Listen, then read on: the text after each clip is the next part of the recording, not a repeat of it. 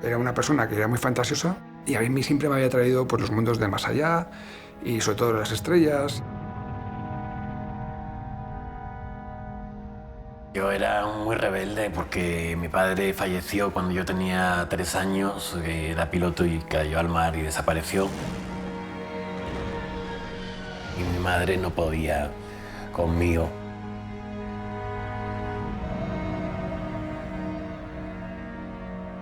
Yo era un niño como cualquier otro del pueblo. Pues un día aparecieron ahí un grupo de chicos de nuestra edad, o un poco más mayores quizás, ataviados con un uniforme militar, con sus boinas, tal. Y a las niñas de nuestra edad como que les llamaba la atención y nosotros queríamos ir también formar parte de aquello, ¿no? Estaba jugando en marcianitos y tal. Entonces me viene pues, un chico pues, con pinta bastante simpático, bastante normal. Me empezó a hacer unas preguntas un poco ya más extraordinarias en cuanto al más allá, la vida de los planetas, si creía en la vida fuera del planeta Tierra. Un día estoy en el retiro y llega un chico y me invita a presentarme a sus amigos que tenían diferentes actividades y que si quería ir y tal, y yo fui. Invité a mi hermano al día siguiente, empezamos a salir con ellos y al poco tiempo empezaron las acampadas.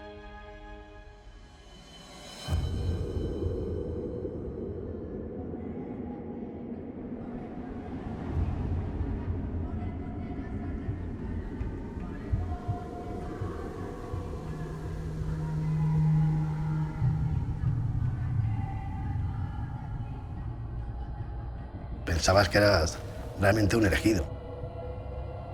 Era como, joder, somos la leche, ¿no? Pues nos creíamos más que los demás, diferentes. Era un grupo de montaña, pero claro, el fin era otra cosa. Había un príncipe y tenía el poder sobre todo y sobre todos. Eddie era el Mesías, el extraterrestre, el que nos venía a salvar. Destruyó la vida de muchos niños. Estamos metidos en una secta destructiva por completo. Va a haber una guerra nuclear que va a acabar con todo, pero vosotros os vais a poder salvar.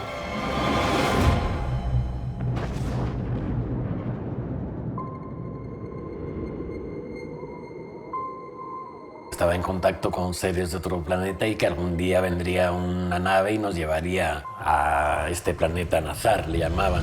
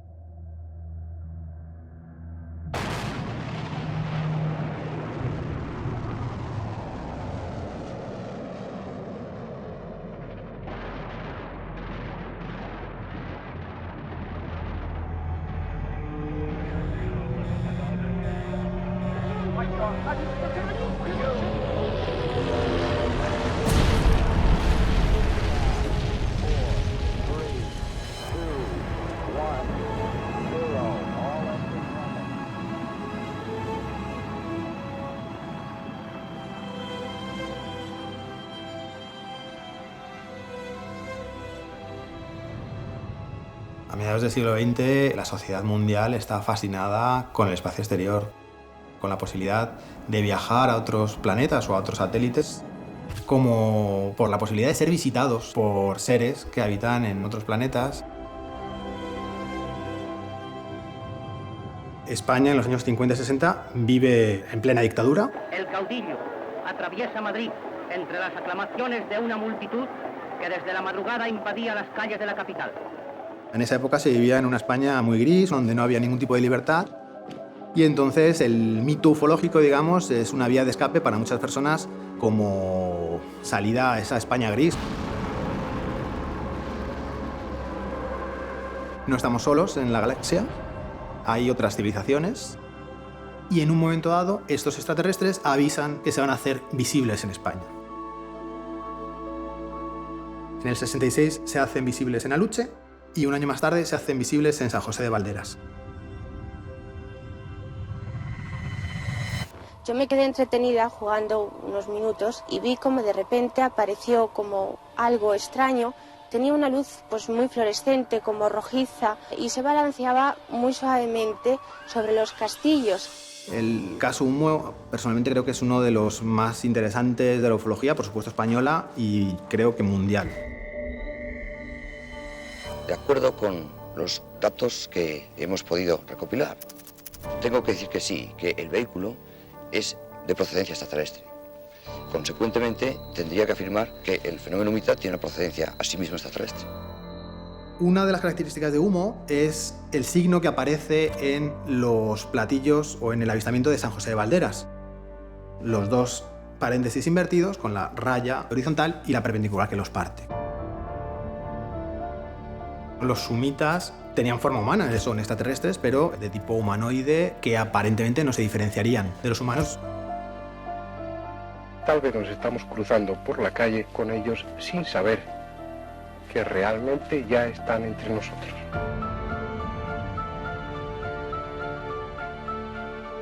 Pues en ese contexto de fascinación por el mundo extraterrestre, Eduardo González Arenas crea Edelweiss como fin de un proceso o de una serie de ensayos y errores que llevaba realizando desde hacía muchos años.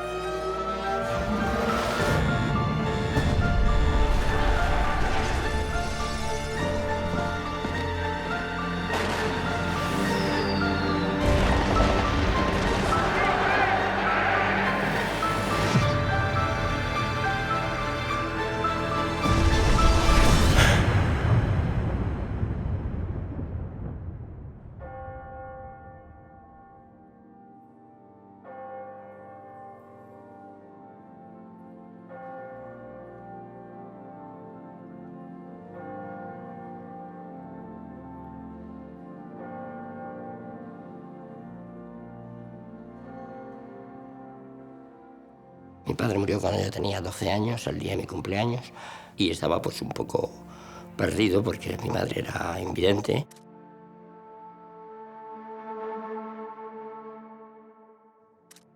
Psicológicamente tenía una falta de afección bastante importante.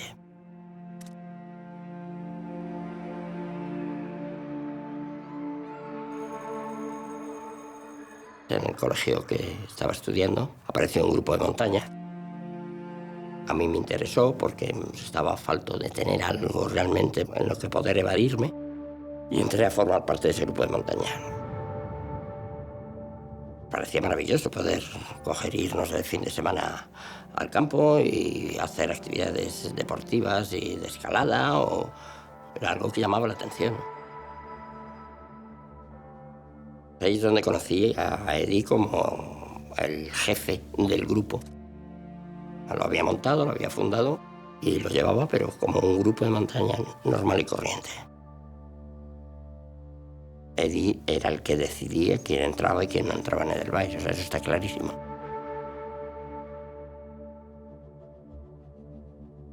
Sobre todo, tienen que ser muy jovencitos. Máximo 12 años, 13 años, como mucho. Más de 13 años, difícil. Eddie capta niños, digamos, en el entorno en el que él se mueve. Gente de buena clase social, que va a colegios en los que él también tiene acceso, es decir, colegios religiosos, por ejemplo, colegios de élite, parroquias. donde a él le resulta fácil entablar relaciones y contar su historia ante un público receptivo, ¿no? Y él convencía a todo el mundo. A todo el mundo. A los padres de los niños nuevos, que les convencía perfectamente. Daba la impresión de ser una persona excelente, magnífica, que luchaba por valores morales y que la labor que estaba haciendo con los niños era importante, porque les apartaba de los peligros de la ciudad, etc.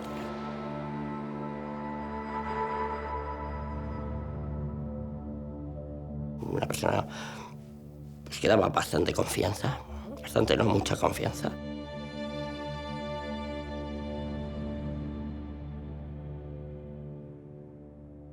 Hacía lo que quería, manejaba la mente de la gente como quería.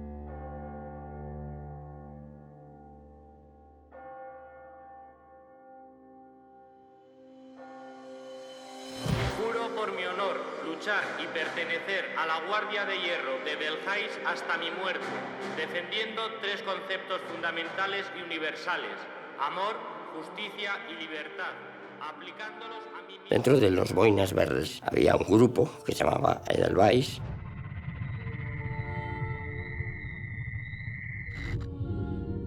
Llevaban el símbolo este de humita.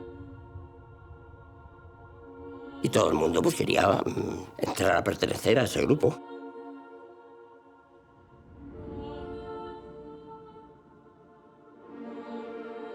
Más o menos a los 6 meses se me llamó para que fuera una acampada con Edelweiss.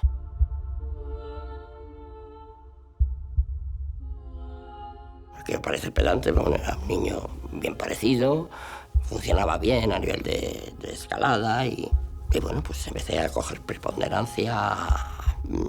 Fue mi ascenso, si lo quieres llamar así.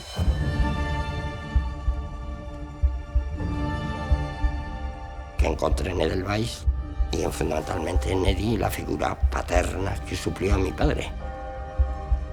Durante bastante tiempo su mano derecha.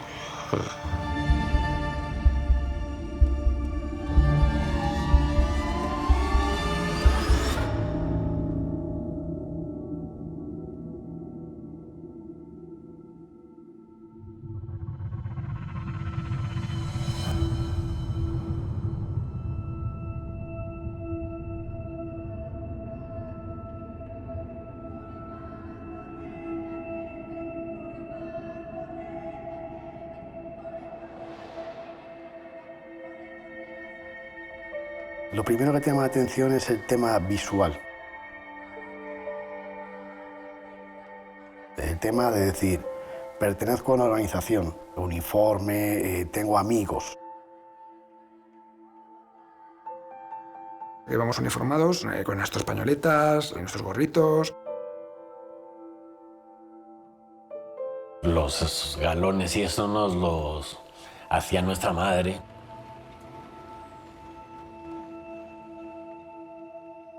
Y recuerdo que llevaba un macuto que parecía que me iba 30 días a la República Dominicana, ¿no? Entonces, claro, yo era muy chiquitín de estatura y recuerdo eso, ¿no? Que abultaba más el macuto que yo.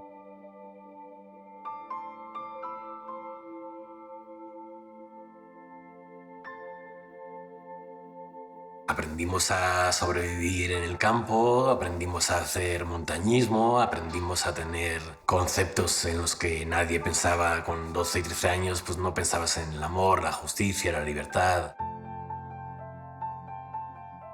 Cuando tienes esa edad quieres avanzar en los años, quieres ser mayor, entonces un poco te identificas con eso, ¿no? Es una experiencia muy intensa que te llena muchísimo. Entonces era como un juego, ¿no? Era como, joder, somos la leche, ¿no? Tal. Sentía que tenía poder, que era diferente a los demás, que tenía un futuro más prometedor que mis compañeros. Era un grupo de montaña, pero claro, el fin era otra cosa.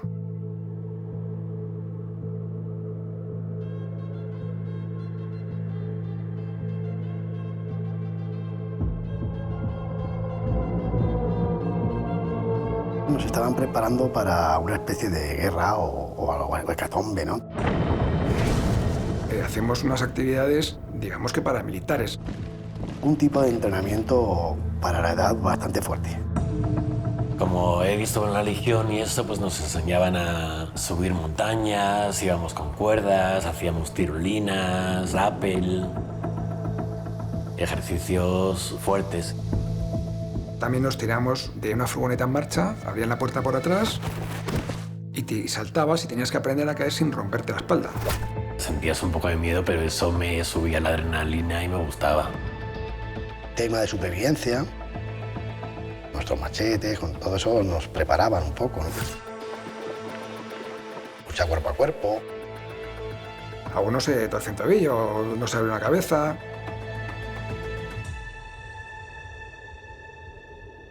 Es que nos jugábamos la vida.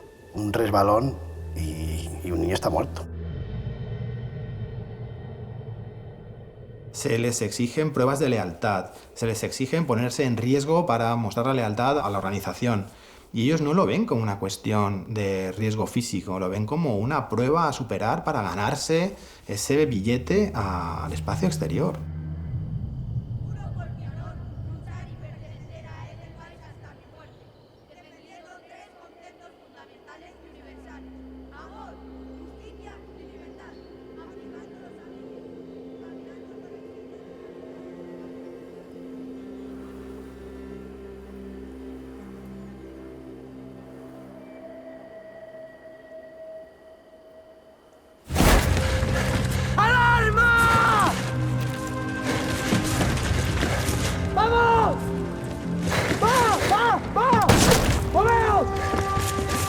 Había un chico con una escopeta de perdigones. Cuando hacían el alerta, tenías que esconderte y a que le veían le pegan un perdigonazo. ¡Vamos! ¡Vamos!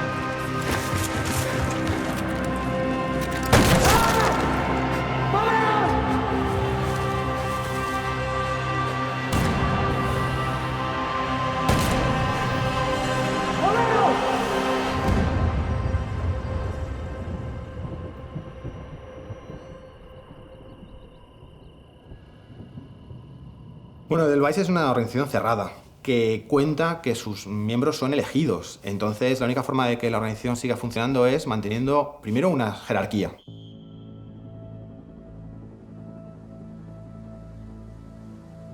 Existe una especie de estructura militar en la estructura de lo que era el grupo de montaña. Había compañías, pelotones, eras estandarte, subestandarte, teniente, capitán. Tú cuando estás ahí, tú digamos, lo que quieres es ascender, demostrar que tienes aptitudes para poder dar ese salto al grupo de élite. La ambición de todos era llegar a ser guardia de hierro. Eran los guardias del príncipe Alain. Él elegía a guardias de hierro para protegerle en caso de que pasara algo y proteger al grupo de Edelweiss. Eran unos guerreros mucho más comprometidos, llevaban sus conceptos a la muerte. Eduardo era el dios supremo, el jefe, y luego tenía su lugarteniente, que era Carlos, y luego estaban el resto de monitores. Pues Eddie parecía que era de otro planeta, cómo hablaba, cómo organizaba todo, tenía el poder sobre todo y sobre todos. Todo el mundo quería pues, llamar la atención de Eddie, interactuar con Eddie, porque era el dios. Edelweiss era una organización absolutamente piramidal, con un líder que decía lo que había que hacer. Y todos obedecían.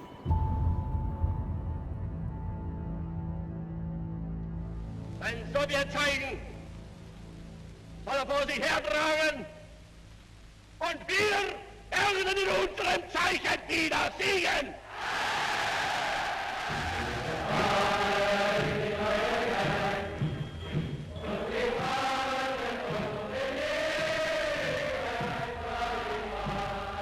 Los chavales tenían vestimenta paramilitar, utilizaban armas, utilizaban machetes, seguían a un líder.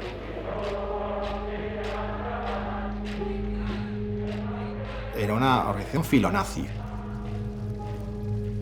En sus planteamientos, en su ideología y en su aspecto. Es decir, los chavales iban vestidos como si fueran juventudes hitlerianas, ¿no? Entonces Eddie llega a hablar de una raza aria o pura de gente blanca. Cogían a los niños que mejor cualidades tuvieran, tanto físicas como económicas. Los chavales ricos, de buena familia y atractivos tenían todas las papeletas para ser captados por Eddie.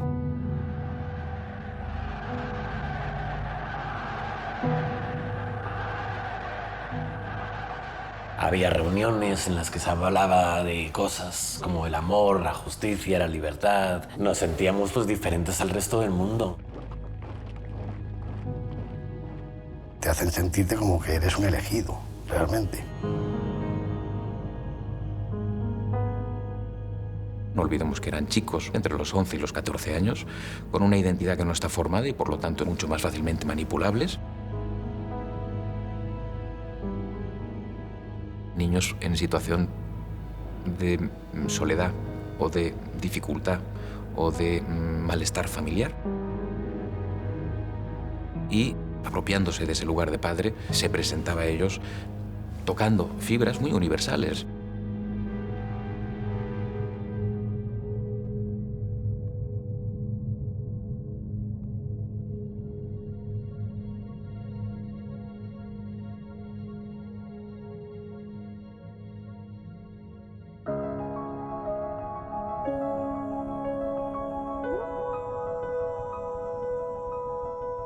Eduardo era el príncipe Alain Delhaize, proveniente del planeta Nazar. Había otro planeta que no era la Tierra, en donde no había violencia, donde no había delincuencia, donde no había drogas. Tú pertenecías a un grupo de personas elegidas por un semidios o un dios, el cual te planteaba que en este planeta donde habitamos iba a ocurrir una hecatombe y él te daba la solución de trasladarte a su planeta. Es el paso de explicarte que tus padres se van a morir y que todas las personas mayores se van a morir y que tú, si estás dentro de Edelweiss, te vas a salvar porque te vamos a llevar a otro planeta. Pero para poder nosotros ir a ese planeta tenemos que tener una preparación mental y también física. Tenemos que trabajar pues, para ser aptos para este planeta. Siendo muy jóvenes, pues nos sentíamos con más poder y con un secreto pues, que nadie sabía. Tenía una formación, incluso ahora me deja alucinado, porque que en el año 76 te hablara de los agujeros negros como si los conociera. Nos enseñaban incluso a intentar hacer viajes astrales por medio de la meditación, de la concentración. Había muchas cosas mentales, de poder mental. De clavarse una aguja y no sentir daño en la piel. Y se quedaba Eddie mirando a una persona y decía, mira, ese que está ahí, yo telepáticamente le voy a decir que mire y va a mirar. Y miraba. Nos hablaba del movimiento humo. Te enseñaba libros con fotografías de objetos volantes.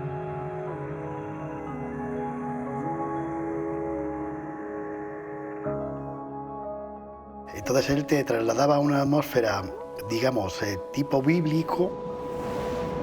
Luego te venía con estos juegos que te dejaban asombrado.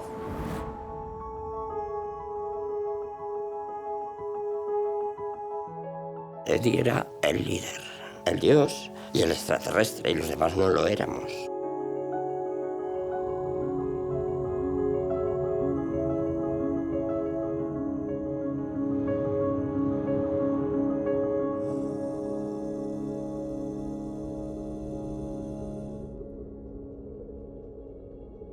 Por supuesto que un pacto de silencio había. No podías decir nada de lo que hiciéramos. Tenías que comprometerte y jurar por tu honor que no ibas a decir nada de lo que pasaba, oías o veías dentro del grupo del Edelweiss. Este tipo de organizaciones funcionan basándose en esa lealtad que pena la desafección y la disidencia. En ese sentido, es clave la jerarquía, el pacto de silencio y el miedo.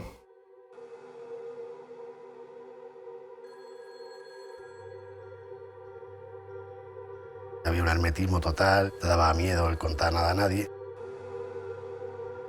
Miedo pues porque si se me escapa algo, pues puedo meter la pata y tengo miedo a que me pueda luego venir a una represalia.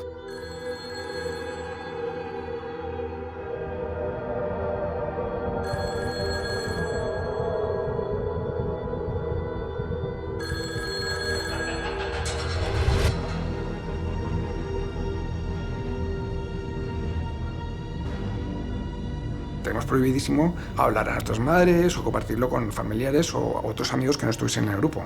Entonces se creó un cuerpo de espías. Tienes que un poco estar pendiente de si alguno, en una reunión que tengáis, salís por ahí, comenta que quiera salirse del grupo, que quiera hablar con sus padres para contar lo que está pasando, o nuestra idea de irnos a otro planeta. Yo informaba de una persona y otra persona informaba de mí. Nadie sabía quién era quien informaba de uno, pero se hacían los informes. Pues a mí me recuerda un poco al rollo nazi y la Gestapo. Porque si revelabas lo que pasaba, no ibas a irte a ningún sitio cuando se acabase el mundo. Estabas luchando por tu propia vida y por tu propia existencia después del fin del mundo.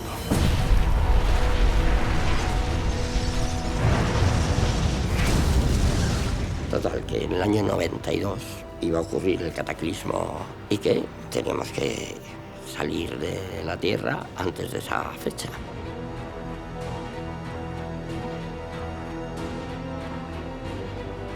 Para eso pues necesitamos primero un entrenamiento para saber cómo teníamos que vivir en el planeta en el que íbamos.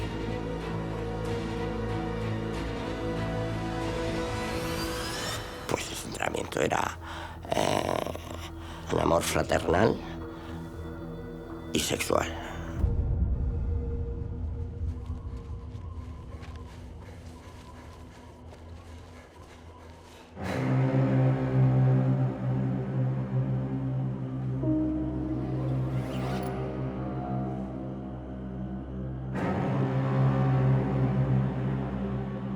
Era evidente que a un momento de nuestra vida íbamos a tener que enfrentarnos a una situación en la que tenemos que probar nuestra fidelidad y guardar lo que no podemos contar.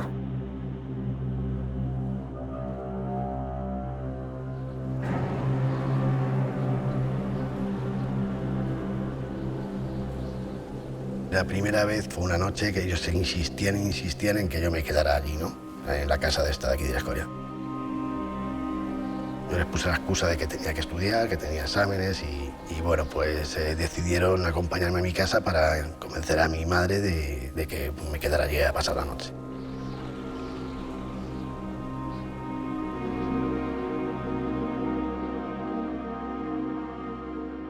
Fue en una pensión que había en una perpendicular al Doctor Esquerdo.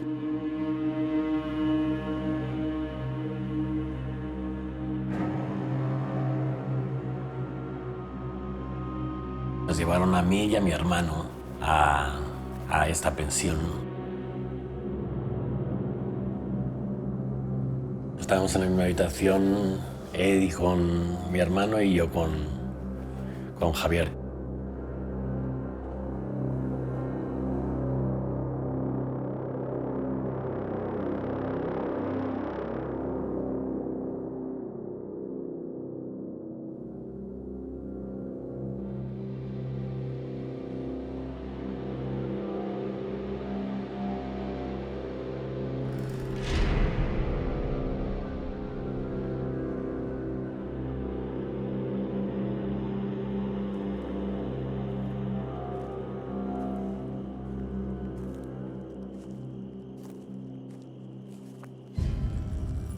Iban a por los más jovencitos.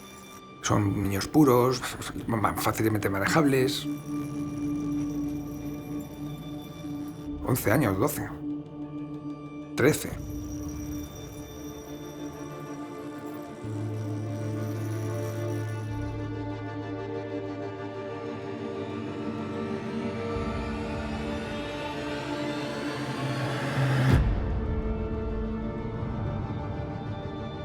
estamos en una habitación como 10, 12 niños y entraron 2 monitores. La oscura estaban ahí y dijo, hostias, por favor que no venga aquí, que no venga mirado.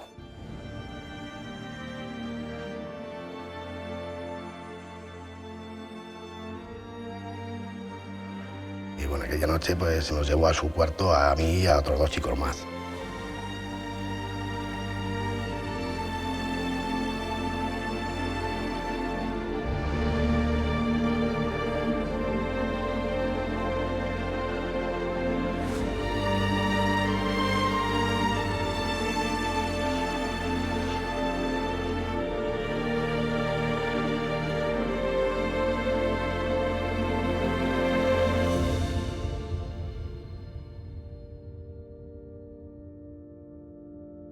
Abusaron de mí de una manera que me sentí realmente usado y nunca se me olvidará.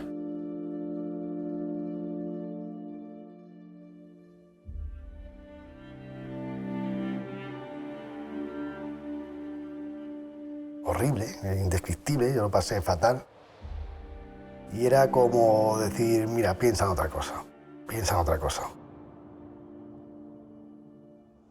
Mi sensación era de impotencia absoluta. No se lo puedo contar a mis padres, no se lo puedo contar a mis hermanos.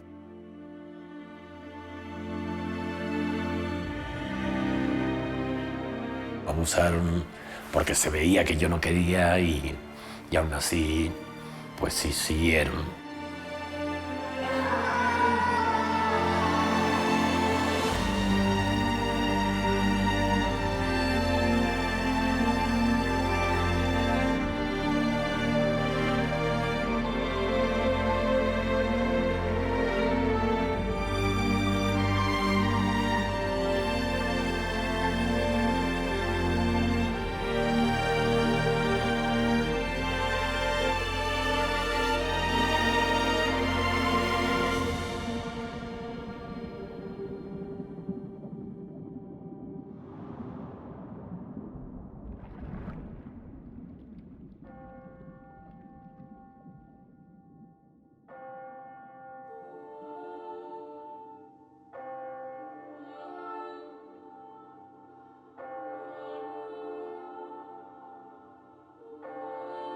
El máximo honor para cualquier Edelweiss es que se fuera a la cama con él.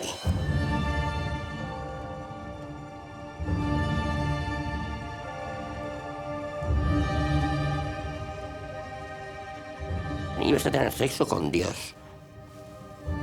A ver, ¿qué pasa? ¿Tenías problemas en tener sexo con Dios?